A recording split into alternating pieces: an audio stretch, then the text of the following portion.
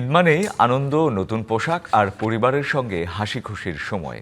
কিন্তু পিরোজপুর সরকারি শিশু পরিবারের চার দেয়ালের ভেতরে বেড়ে ওঠা এতিম শিশুদের জীবনে ঈদের আনন্দ যেন অনেকটাই ফিকে।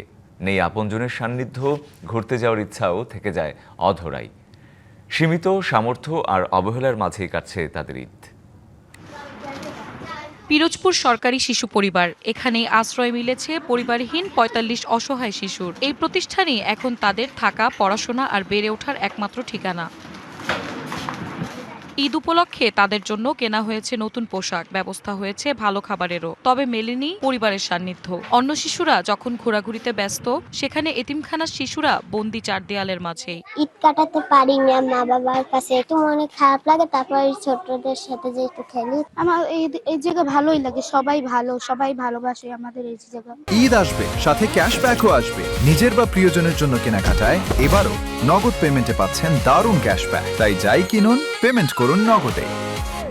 তাদের ঈদ আনন্দের চেয়ে অপেক্ষার শূন্যতার গল্পই বেশি। তবুও ছোট ছোট স্বপ্ন নিয়েই বেঁচে আছে এসব শিশু। বাহিরে দেখি কোথাও যে ছেলেমেয়েরা বাবার সাথে কথা বলে বা মার সাথে কথা বলে হাসি খুশি, তখন একটু কষ্ট লাগে। তাছাড়া আমরা এই জায়গা থাকতে থাকতে আর কি অভ্যাস হয়ে গেছে, থাকতে পারি সবাই একসাথে।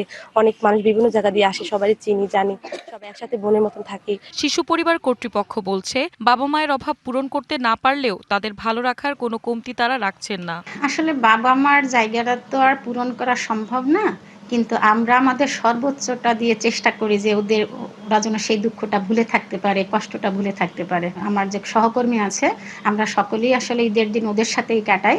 ঈদের আনন্দ সবার ঘরে পৌঁছালেও চার দেয়ালের ভেতরে থাকা এসব শিশুর জীবনে তা পৌঁছায় না। একটু ভালোবাসা আর সমাজের সামান্য সহযোগিতাই ফিরিয়ে দিতে পারে তাদের মুখের হাসি। DBC news desk.